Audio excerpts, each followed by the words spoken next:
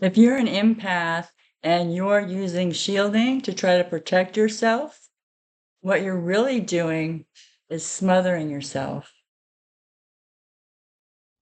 Hi, my name is Rhonda, and I am committed to helping people raise their consciousness. And one of the ways I'm going to do that in this video is explain the number one reason why shielding does not work for empaths. If you are an empath and you are trying to protect yourself by putting up a shield all the time and blocking out other people's energy and emotions, then essentially you have just put yourself in a jar like a butterfly.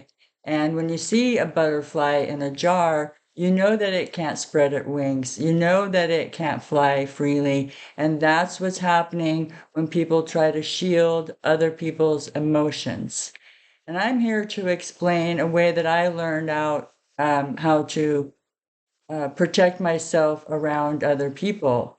I do feel other people's emotions, and I have learned to not put myself in a bubble or not shield myself. What I do is I put the shield or the bubble around the other person.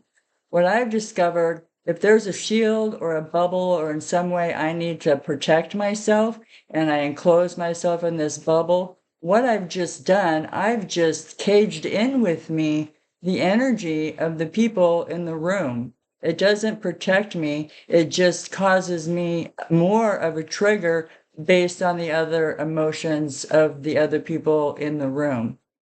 And I can explain that by saying that when someone is really angry, say you come across someone who's really angry, which we consider to be a really negative emotion.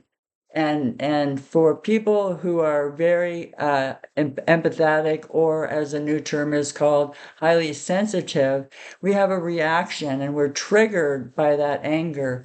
One question that I have, though, is, do you get angry? Do you take on those other people's emotions? You say you can feel those other people's emotions, or is that emotion of anger triggering something in you that was unresolved, and that's why you don't want to be around it?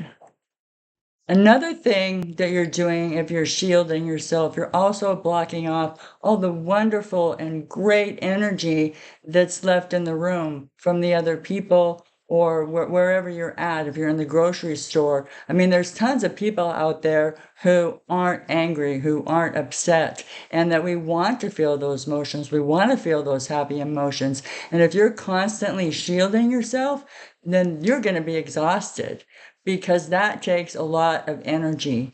And what we need to do is we need to go into the core of ourselves and find out what the problem is. Why are we triggered by that? I had an example with an ex-boss where for the first 5 years, it was great. I loved my job. It was absolutely wonderful. And then something changed. And for 2 years, I spent 2 years trying to figure it out. I could sense her emotions. I could sense she was angry. And for a long time, I was able to just block it out because it didn't really affect me. And then it came to the point, though, where I started getting angry by the way that she was treating me. It had nothing to do with her anger. I could be around her anger just fine. It was only when it started triggering things in me about my previous work experience and my previous female bosses, and I had to learn how to deal with that. Well, I had quit my job. It was on February 2nd. And I moved to Yuma, Arizona. And before I moved, I went in to say goodbye to some of my coworkers because we got along really well. And my boss was there. And I didn't tell her that I was coming, but when I went in there, she was very angry. She was very stressed. She didn't realize, how much I did for that business. And she was furious for the first couple of minutes that I were there. But I didn't care. I didn't care at all. I had had 3 months to figure out and work on myself why I was so triggered by her and why I left. Why did I leave? And and it was a big realization to me. I didn't take on her anger. I felt her emotions and I felt the things that were coming at me, but I didn't take it on because I had resolved what was going on inside of me. I think we get to the point where we feel almost victimized. We're around other people's emotions and we say we're exhausted and burnt out. And there's a reason for that. Those are our emotions. Those aren't other people's emotions. We're being triggered and we're feeling our emotions. Yes, we can feel what other people feel, but we don't take on those emotions. We are triggered into our own emotions. Say, like I said, that you're around someone who is really angry. Do you get angry? Do you take on that emotion? You can feel that emotion, but do you immediately get angry and pissed off? Or do you feel shame or guilt or any other emotion that's associated with something that happened in your past? When I was a child, about 3 weeks old, my biological father left, and I never saw him again. I never who knew he was. And so I had to tune into, as many empaths do, uh, to the trauma that I felt, unknowingly when I was a child. And I started really like paying attention to what was going on around me because I felt like I had to know, I had to be prepared. And it wasn't a conscious thought, it was more of a subconscious thought that I was doing that. And I also learned that people's actions and their words didn't match up. And so that was another reason for really watching people and paying attention. And it's almost a sense of codependency where we're trying to pay attention to other people and their emotions so we don't upset them, so we don't make them unhappy. And there's another thing that empaths do that I've heard a lot. I've done a lot of research on it because I myself was wondering what the heck is going on. And I've read a lot of research about it, and some of the solutions are, meditation, spending time in solitude, doing whatever it is that makes you feel good, getting rid of your energy, using sage to clear things out.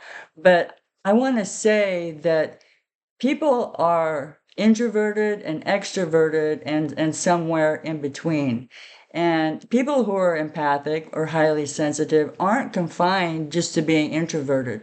So to tell an extroverted, empathic person that they have to spend time alone and that was one of the best ways for them to feel better, that is torture for an extroverted person.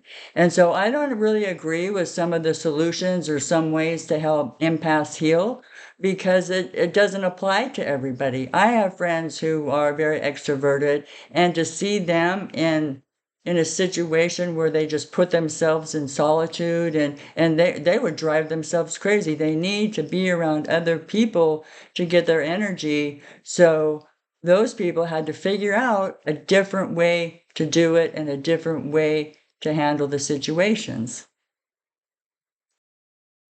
Remember that we are all on this earth and we have to abide by the earthly rules. That's just the way it is. And one of the biggest things is free will. And you get to choose. You get to choose whether you feel like a victim, and you get to choose whether you feel shame or guilt. It takes a lot of inner work, but you get to choose. You have free will. And again, my name is Rhonda. I'm going to be doing some more videos on this topic. If you like this video and want to hear more of this content, like and subscribe, and we'll catch you next time.